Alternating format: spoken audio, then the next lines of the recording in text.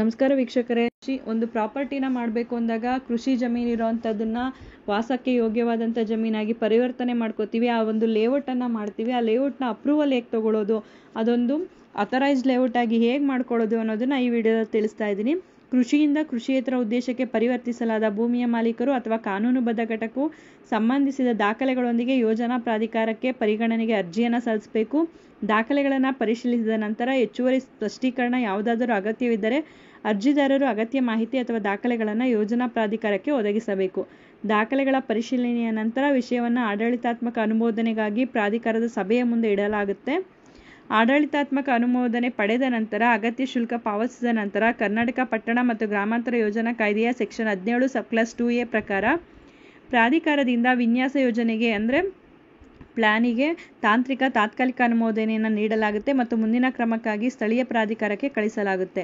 ಎಲ್ಲ ಅಭಿವೃದ್ಧಿ ಕಾರ್ಯಗಳು ಪೂರ್ಣಗೊಂಡ ನಂತರ ವಿಭಾಗ 17 ಸಬ್ಕ್ಲಾಸ್ 2B ಪ್ರಕಾರ ವಿನ್ಯಾಸ ಯೋಜನೆಗೆ ಅಂತಿಮ ಅನುಮೋದನೆಯನ್ನು ನೀಡಲಾಗುತ್ತೆ.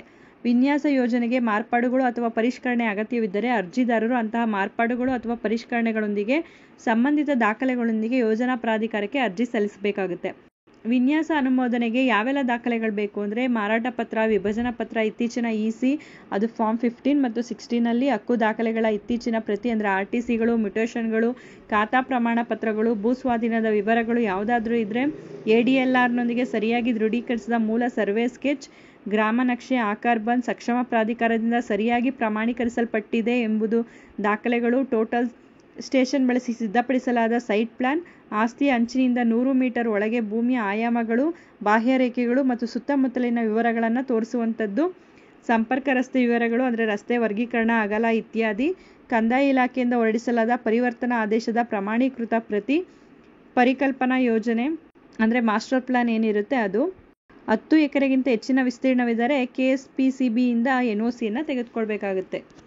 ಈ ಒಂದು ಮಾಹಿತಿ ಉಪಯುಕ್ತ ಆಗಿದೆ ಅಂತ ಭಾವಿಸ್ತೀನಿ. ಮತ್ತಷ್ಟು ಮಾಹಿತಿಗಾಗಿ ನಮ್ಮ ಚಾನಲನ್ನು ಲೈಕ್ ಮಾಡಿ, ಶೇರ್ ಮಾಡಿ, ಹೊಸದಾಗಿ ನೋಡ್ತಾ ಇರೋರು ಸಬ್ಸ್ಕ್ರೈಬ್ ಮಾಡಿಕೊಂಡು ನೋಡಿ. ಕಾನೂನಿನ ಮಾಹಿತಿಗಳನ್ನು ನೀವು ತಿಳ್ಕೊಳ್ಳೋದಲ್ಲ, ಮತ್ತೊಬ್ಬರಿಗೂ ಕೂಡ ಇದನ್ನು ಹಂಚಿ. ಧನ್ಯವಾದಗಳು.